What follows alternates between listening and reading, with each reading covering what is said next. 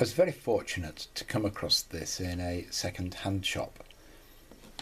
It's a book that played a significant part in my youth.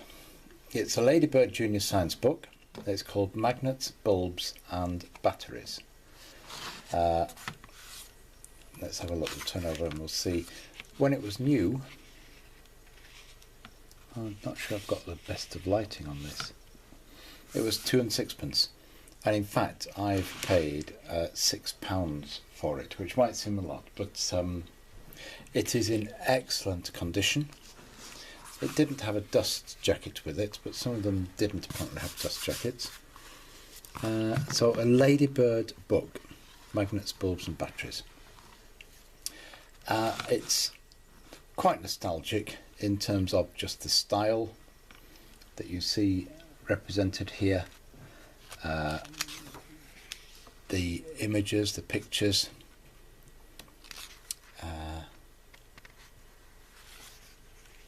and you know, the boy and girl and the clothes they wear. And I guess those are the clothes that we were expected to wear in those days. What was its publication date? The publication date for this, sorry, I'm going back again.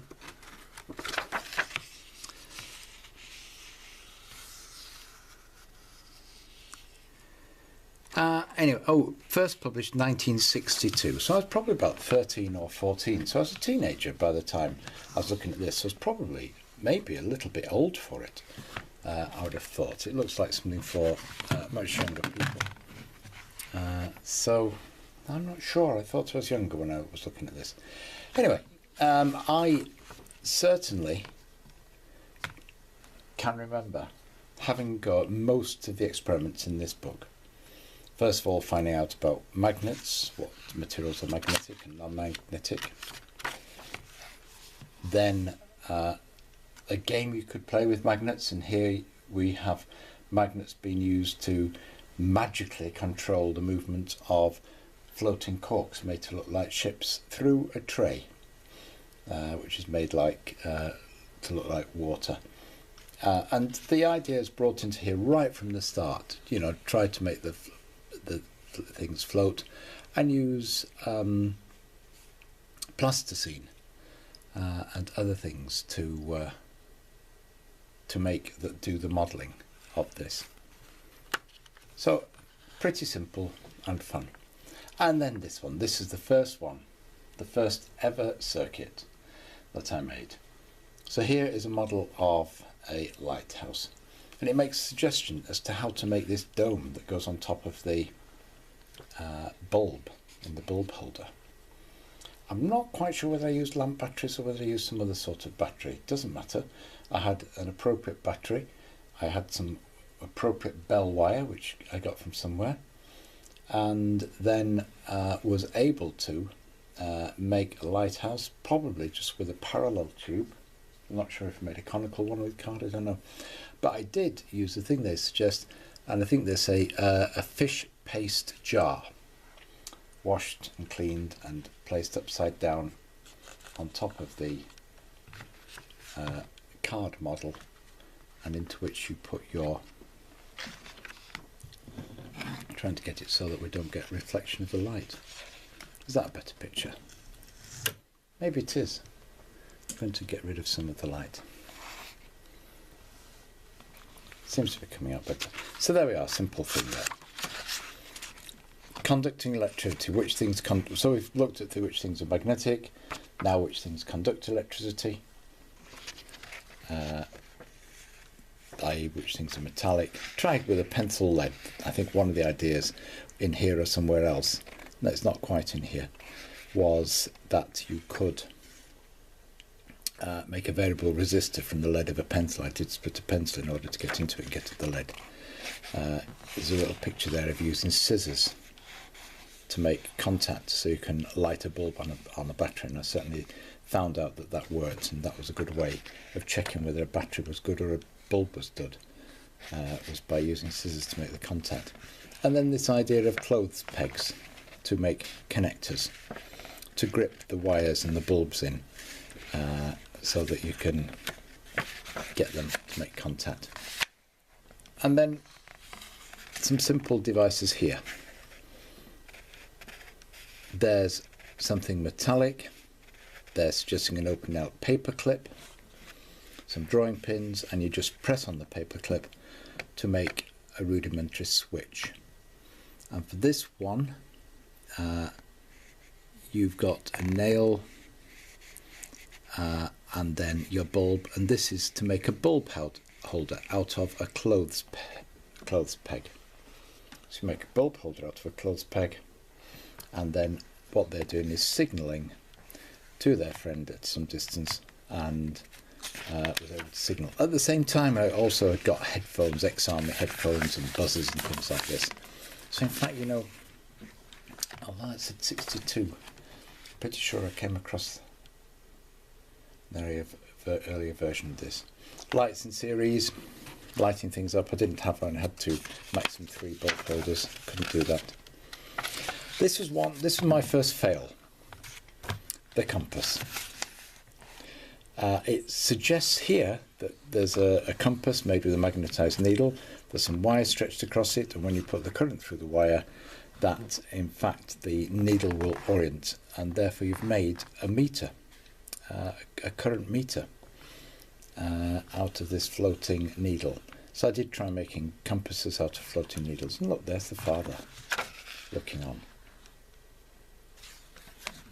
Look, the girl's watching passively, the boy's actually doing the thing. This worked.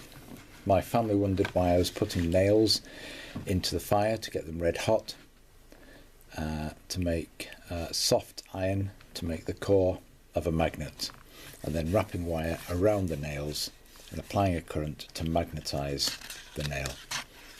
I didn't manage to get it soft enough so it became unmagnetised, but certainly there was a stronger magnetic effect with the current going through it. And so I was very pleased to make an electromagnet and see the effect of permanent and electromagnets on iron filings. And then there were things you made solenoids, and so I did practice trying to make solenoids. I'm flicking through now. You can get the book if you want it. Right, okay, and then rounding many more wires around an actual compass itself. So I think I did try wrapping wires around a compass to make a meter, and that did work. The single wire didn't do anything, but wrapping multiple wires around did something. Certainly I pulled batteries apart. I don't think they'd recommend that there. There's the girl pulling a battery apart with a pair of pliers. I stripped the zinc outer casing off a battery, got the carbon rod out of it, and did try with an orange or lemon to make a battery and to see if I could detect the tingling on my tongue by sticking those two parts, the carbon rod out to the middle of the battery. I don't think you can do the same with batteries anymore, can you? And then a piece of the zinc into the outside to make that. Joining batteries to make things brighter or dimmer. Oh, and then the electric motor. Winding an armature. Yes. Getting a permanent magnet. Carefully supporting the armature, and then finding a way of connecting to the armature and getting it to turn. Really, Heath Robinson. A lot of experimentation required with that one. Very dicey, i.e. 9 times out of 10 it doesn't work. It might spin for a very short time and then it will fly apart, because of course it's very flimsily made, and so you're not going to get a motor which will turn for any length of time. It will probably do a couple of spins and then throw itself off whatever bearings you've got it supported on. Electroplating, loved that. Copper sulfate crystals. Do some electroplating. It wasn't very clean copper that I got on mine in the days when you could get copper plating. Burning out fuse wire.